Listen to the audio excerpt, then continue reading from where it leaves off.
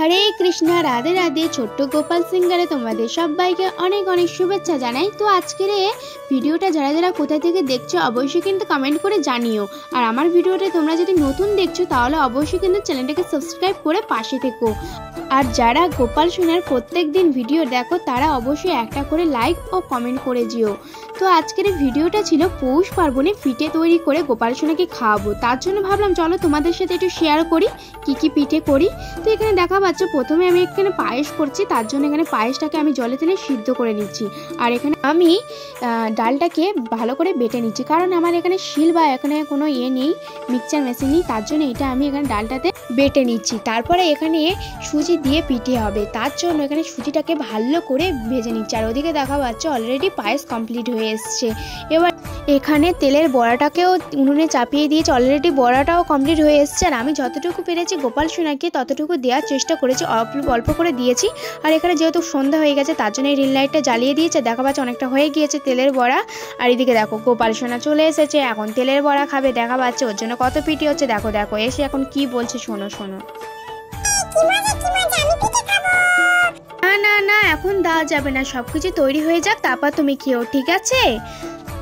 কথা শুনে গোপাল সোনার তো খুব মন খারাপ, তার জন্য দেখা পাচ্ছে গোপাল সোনা মন খারাপ করে বসে আছে যে কখন পিঠে হবে আর কখন আমাকে দেবে।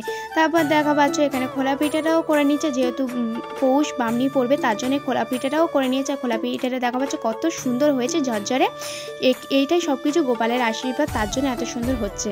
তারপর এখানে দেখা পাচ্ছে যেই বললাম সুজি ভেজে নিয়েছে, এবার এই পিঠেটা করব, সিদ্ধ পিঠে বলে না, সেই সিদ্ধ পিঠেটাই করব। আর এখানে দেখা পাচ্ছে সরু চুলি কি সুন্দর চাকা চাকা মতো গোল গোল করে ভেজে নেওয়া হয়েছে আর পাটি সাপটা করা হয়েছে। তো দেখা পাচ্ছে এখানে কি কি করা হয়েছে, এখানে প্রায় অনেকগুলি পিঠে করা হয়েছে, প্রায় 5 রকমের পিঠে করা হয়েছে। দেখা পাচ্ছে এখানে হয়েছে খোলা পিঠে 1 নম্বর, তারপর হয়েছে তেলের বড়া, আর হয়েছে সরু চুলি, তার সাথে সাথে নারকেল দিয়ে পাটি সাপটাও করা হয়েছে। আর হয়েছিল মানে সেই সিদ্ধ করে সুজি দিয়ে ঢাকিয়ে রেখেছিলাম, যেটা ওই সুজি দিয়ে পিঠে হয়েছিল, মানে সিদ্ধ পিঠে।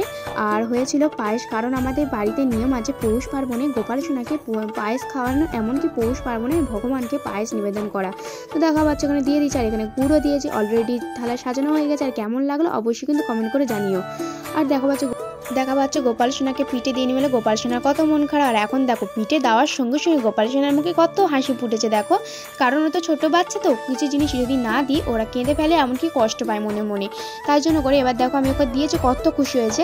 আর ভগবানের গোপাল সোনার সেবাতে সবসময় সব জিনিসই তুলসী পাতা দেবেন, কারণ তুলসী পাতা ছাড়া গোপাল সোনা কোনো জিনিসই গ্রহণ করে না, এমনকি সেবা নেন না। তাই জন্য করে আমি সব ভোগেতে একটু একটু করে তুলসী পাতা দিয়ে দিচ্ছি। তারপরে আমি এখানে ধূপ এবং প্রদীপের আরতি করে নেবো, কারণ যেহেতু আমার সন্ধ্যাবেলা সন্ধ্যাটা দেওয়া হয়নি তার জন্য আমি এখন সন্ধ্যাবেলা সন্ধ্যাটা দিয়ে দিচ্ছি। দেখা পাচ্ছে আরতি করে নিচ্ছি গোপাল সোনাকে। আর গোপাল সোনার মুখে হাসিটা দেখো কত সুন্দর লাগছে গোপাল সোনাকে। আর গোপাল সোনা তো খুবই খুশি, কারণ আজকে পিঠে খাবে তার জন্য খুশি। আর তোমরা কোথা থেকে ভিডিওগুলো দেখছো অবশ্যই কিন্তু কমেন্ট করে জানিও। আর তোমরা কারা কারা তোমাদের গোপাল সোনাকে পিঠে খাইয়েছো অবশ্যই কিন্তু কমেন্ট করে জানিও। আর আমি যতটুকু পেরেছি আমি আমার গোপাল সোনাকে করে খাইয়েছি। আর এটা সত্যি যে আমি উনুনে রান্না করেছি বলে তা কি হয়েছে, উনুনের পিঠে কিন্তু খুব সুন্দরই হয় গ্যাসের থেকে। আর আমাদের সত্যি বলতে আমাদের গ্যাসের ওভেন নেই, গ্যাসের ওভেন যদি থাকতো তাহলে গোপাল সোনাকে গ্যাসের ওভেনে করে দিতাম, কারণ আমাদের উনুন আছে তার জন্য উনুনেই করেছি। আর উনুনে রান্না করলে পিঠে কেন সব জিনিসই রান্নার স্বাদ হয়, এমনকি খুব ভালো খেতে হয়। আজকের এই ভিডিওটা এই পর্যন্ত। আর আশা করি আমার সকল ভক্তবিন্দুদের এই ভিডিওটা ভালো লাগবে। আর যদি ভিডিওটা ভালো লাগে অবশ্যই লাইক কমেন্ট শেয়ার ও চ্যানেলটাকে সাবস্ক্রাইব করে আমার পাশে থেকো। আর সবাই কিন্তু কমেন্টে রাধে রাধে আর জয় শ্রীকৃষ্ণ বলতে ভুলো না কিন্তু। সবাইকে হরে কৃষ্ণ রাধে রাধে। আর সবাই খুবই ভালো থেকো, আমার গোপাল সোনার আশীর্বাদ নিও।